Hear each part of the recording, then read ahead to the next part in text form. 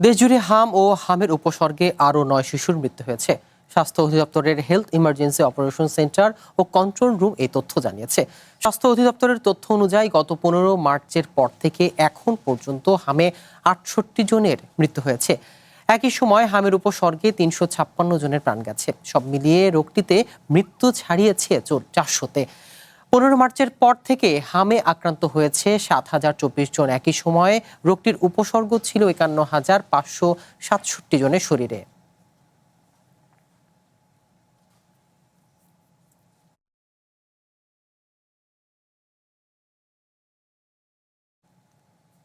হামের সর্বশেষ পরিস্থিতি জানাতে বরিশাল থেকে আমাদের সাথে যুক্ত হচ্ছেন আরিফ হোসেন ও ময়মনসিংহ থেকে যুক্ত হচ্ছেন ইলিয়াস আহমেদ। প্রথমে চলে যাচ্ছি সহকর্মী বরিশালের আরিফের কাছে। আরিফ, জেলায় হামের সর্বশেষ পরিস্থিতি আমাদের জানাবেন।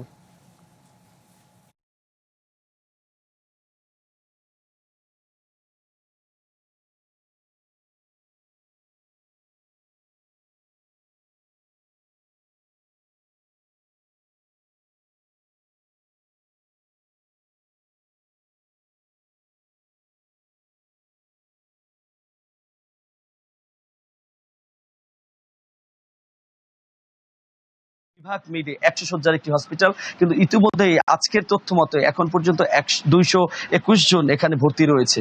তো সেখানে আপনাকে বোঝানোর চেষ্টা করছি সেটা হলো একদিকে হামে আক্রান্ত রোগী যেমন এখানে ভর্তি হচ্ছে, অপরদিকে অন্যান্য বিভাগের রোগীরাও ভর্তি হচ্ছে। সুতরাং যারা হামে আক্রান্ত রোগী ভর্তি হচ্ছে তাদের জন্য নির্দিষ্ট কোনো কর্নার না থাকায় কিংবা কোনো ওয়ার্ড না থাকায় প্রত্যেকটি রোগীকে কিন্তু এরকম বারান্দা রাখা হচ্ছে এবং এই বারান্দার কোল ঘেঁষে কিন্তু বিভিন্ন ওয়ার্ড এখানে রয়েছে।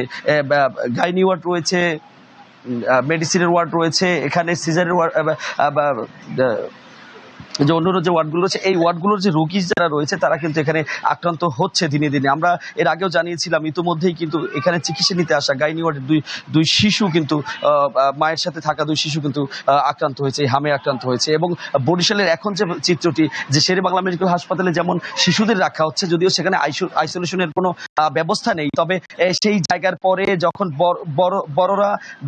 বড়রা যখন ভর্তি হতে যাচ্ছে সেখানে বা চিকিৎসা নিতে যাচ্ছে, ঠিক তখনই কিন্তু শেরে বাংলা মেডিকেল হাসপাতাল এই সদর জেনারেল হাসপাতালে সাধারণ রোগীদের প্রেরণ করছে। এবং এইখানে যে অবস্থাটি, কোনো ওয়ার্ড না থাকার পরেও এখানে বারান্দাতেই থাকতে হচ্ছে, যদিও সরকারি হাসপাতাল এখানে ভর্তি ব্যবস্থা করা হচ্ছে। তবে একটি সমস্যা আমরা দীর্ঘদিন যাবৎ দেখে আসছি, এখানে যে পরিমাণে জনবল সংকট, অর্থাৎ সেই ডক্টর এবং সেবিকা এবং অন্যান্য যে পয়েন্ট নিষ্কাশনের ব্যবস্থা যারা করে তাদের সেই সংকট কিন্তু তীব্র থেকে তীব্র আকার ধারণ করেছে। তারপরও সেই সংকটের মধ্যে থেকে চিকিৎসা ব্যবস্থা দিয়ে যাচ্ছে, যদিও চিকিৎসা পেয়ে কিছুটা খুশি সাধারণ রোগীরা, কিন্তু চিকিৎসা দিচ্ছে যারা তারা কিন্তু খুবই দুর্বিষহ একটি অবস্থায় পড়েছে। এর আগে আপনাদেরকে জানিয়েছিলাম যে একজন এখানে সেবিকা বলেছিলেন যে তার এখানে চিকিৎসা দিতে এসে যে অবস্থা, তাদের কোনো সেফ গার্ড না থাকায়, পিপি না থাকায় তারা কিন্তু বাসায় যে যাচ্ছে তাদের সন্তানরাও কিন্তু এতে আক্রান্ত হচ্ছে। গত দুদিন আগে যখন স্বাস্থ্যমন্ত্রী বরিশালে এসেছিলেন, তাকে সাংবাদিকরা প্রশ্ন করলে তিনি বলেছিলেন যে সমস্যার সমাধানে খুব দ্রুতই কার্যকর ব্যবস্থা গ্রহণ করা হবে, তবে এখন পর্যন্ত সেটি কোনো দৃশ্যমান নয়। সিয়াম, এই ছিল বরিশাল থেকে আমার কাছে এখন পর্যন্ত।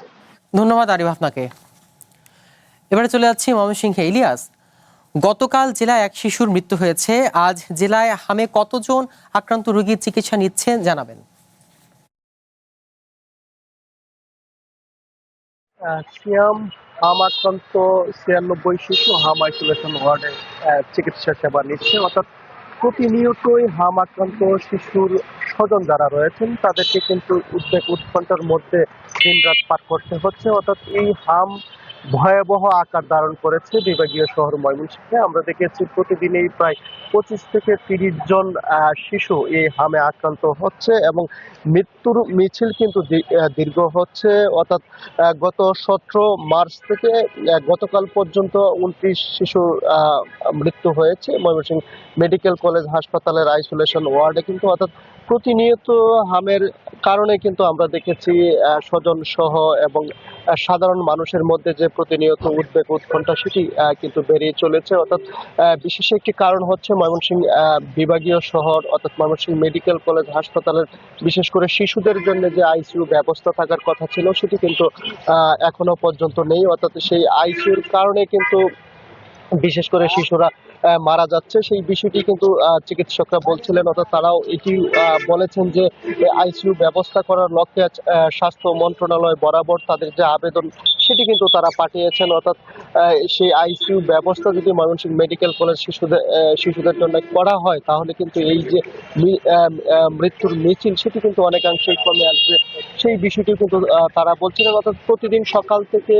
রাত পর্যন্ত আমরা দেখেছি যে ময়মনসিংহ মেডিকেল কলেজ হাসপাতালে শিশু এবং শিশুর স্বজনরা তারা কিন্তু এখানে আসছেন, অর্থাৎ তাদের শিশুদের পর্যাপ্ত চিকিৎসা সেবা সেটি কিন্তু করা হচ্ছে, অর্থাৎ যদিও অনেক জনবল সংকটের মধ্যেও কিন্তু চিকিৎসকরা বলছিলেন যে তারা কিন্তু তাদের সাধ্য অনুযায়ী সেবা কার্যক্রম অব্যাহত রেখেছেন। অর্থাৎ আমরা দেখেছি যে 96 শিশু ভর্তি রয়েছে, অর্থাৎ 64 শয্যার হাম আইসোলেশন ওয়ার্ডে কিন্তু গাদাগাদি করে চিকিৎসা সেবা চলছে, অর্থাৎ স্বজনরা বলছিলেন চিকিৎসকরা আন্তরিক থাকলেও কিন্তু তারা অনেকাংশে অনেক সময় কিন্তু নানা ভোগান্তির মধ্যে পড়তে হয়েছে, অর্থাৎ আইসোলেশন ওয়ার্ডটি নতুন ভবনের 8ম তলায় হয়, কিন্তু অনেক সময় ওষুধ কিনতে তাদের ময়মনসিংহ মেডিকেল কলেজ হাসপাতালের বাহিরে কিন্তু যেতে হচ্ছে, এই কারণে কিন্তু তাদের অনেকটাই ভোগান্তির মধ্যে পড়তে হয়, এবং সেই ভোগান্তি নিরসনে